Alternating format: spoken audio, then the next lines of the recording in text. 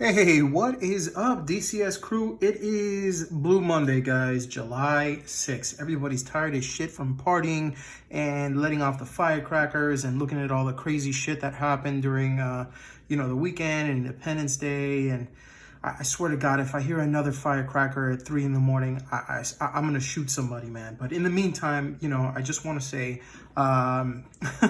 this whole thing with, what's in the pocket has really kept me enthused about the entire month because, I'm switching up my loadouts and I'm trying and I'm falling in love with a lot of new, knives that were in my stable that I hadn't really, given the right spotlight for. And one of these in particular is this bad boy right here. This is the Western Active Honey Badger, the Worn Cleaver in D2. This is the medium version. And guys, I gotta tell you, all right, I feel really bad that I did not introduce this to the channel early on when it first came out. And the truth is, I wasn't really sold on it yet when it first came out. Did I move the freaking table? I probably did. All right, well, anyways, this has been in my pocket, in and out of my pocket, and it's one of those things that it's like, I like it, but should I like it? Maybe, yeah, yes, maybe, no. Okay, well, there is a whole lot to like about it, and it's the honest truth. I mean, this is a really cool package for the money. I think this was about $50 when it was available. Not sure if it still is because this was a limited edition. Just to kind of give you some backstory, this is the same knife that Geared Toward Gear had on his channel. He put a bunch of his stuff for sale, and I reached out to him privately. I'm like, hey man, can you give me a deal on this and the Atmos, which is this guy right here. And, we set something up and, I PayPal'd him and he sent it to me. And yes, people do pay for their knives and, people, YouTubers are cool with each other. So, I gotta give credit where credit's due. I really appreciate him, hooking me up with a good price on both of this and the Atmos. I mean, as you can see, it came in really good condition. It came with the box. The box is in great condition. This is the Honey Badger Worn Cleaver in D2. This is a limited run, and this is the medium-sized version in blue. Now, this blue isn't really like a darker blue like you see on the Spyderco, the UK pen knife. It's not a pale blue like the one that you would see on the Rake Fang. It's kind of like a bluish, aquamarine-ish, bluish, if you willish. That's the best way I can say it. And the cool thing about this, I mean, it comes with some really cool shit, especially, I mean, the old saying, honey badger don't care. I mean, that's face facts. You get a nice little 15% off coupon if you end up registering with them. And they even give you a takedown tool to go with this knife. So if you've got a shitty, set of torch drivers, which I don't. I have a Bondis set, and I also have a really badass set of Weehop bits from Kerr Knives, which, I mean, shout out to Kerr Knives, by the way. I have no problem taking this down, but there's a lot to like about this. Now, one thing I didn't really like are the FRN handles, and I really wish that they made something like this in a micarta variant or in G10. Maybe they did, maybe they didn't. I haven't really been on top of Western Active, the Honey Badger line, to be able to go ahead and figure that out. But, I mean, so much to freaking like about this. The deep carry clip works out right. It's flush inside of the handle. You've got the screws that don't sit proud of the handle. I mean, they got it right in such a nice model. They got the honeycomb grips, which gives, the honeycomb scales, which gives actually nice grip considering their FRN. The liners are actually skeletonized. Man, where the heck is my freaking Olight? So I can go ahead and show this off. Oh, here we go. All right. Let's see here. All right.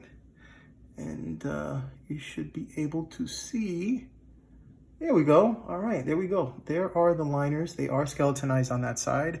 And then they even went and skeletonized the lock bar side with one little circle. But that's cool. I mean, they took an already lightweight knife and they made it even lighter, which, I mean, to be completely honest, it doesn't really upset the balance of the knife itself. And that's the truth. I mean, it runs on bearings. You have the flipper mechanism, and you have the thumb hole. It's kind of like D-shaped. So you can, spidey flick it. You can do everything you want. You can even use your thumb and just like flick it out slowly. Very, very smooth action.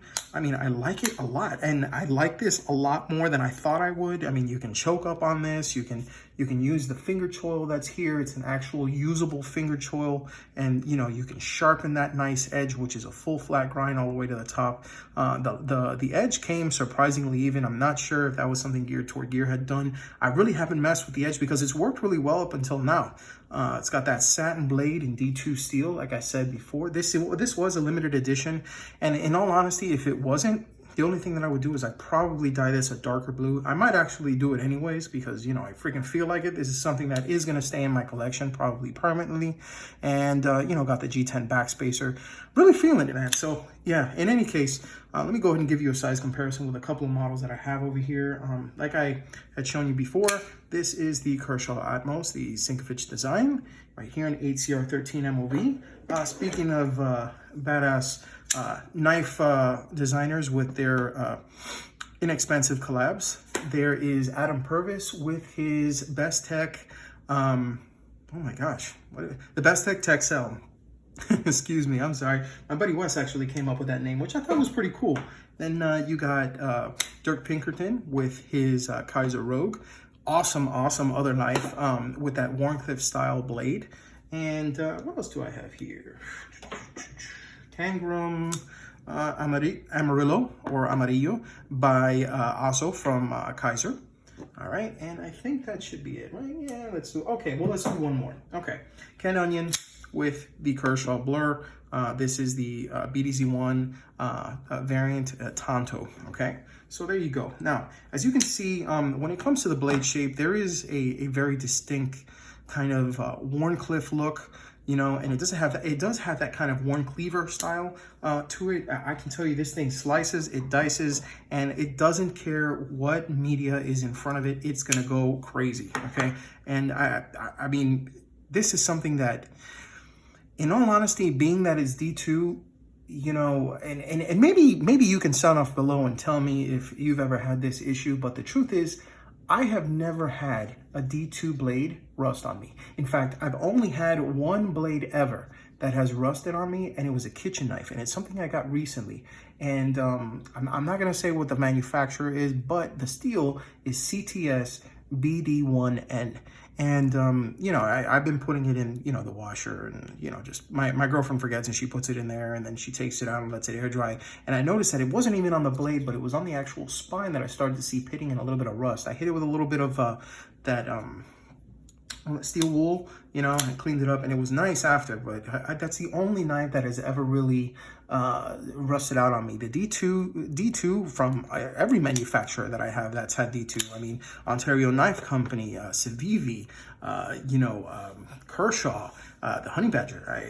Everybody that I've used up until now has been perfectly fine. So, you know, the truth is, you know, is it good to go? Yeah, especially for the price. I think this is around the 50 mark, if you can still actually pick this up. I know they even have scales for certain variants in white, and I might actually pick that up too. That might look kind of fresh on this. I'm not gonna lie.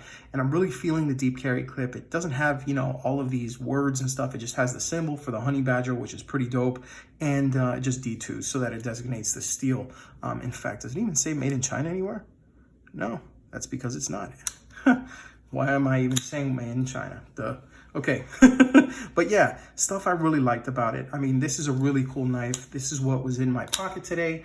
And yeah, I can't wait until this month is over because I got to throw this guy back in there, man. I really do got to tell you, having this guy out again, it's, you know, that's why I like doing this, because I get to see knives that, you know, either were supposed to be on the chopping block and need to get out of my life, or stuff that I got and I was like, okay, now I understand, now I see. And I have to say, I regret not being a part of the initial, you know, the welcome wagon for this company and this knife, because it is legit, guys. So if you're on the fence about getting something like this and somebody gives you the opportunity to get one, get one. Don't get the 8CR13 version, or, you know, the puny steel. Get a D2 version. I mean, it's really good. The action is great. It feels great in the hand.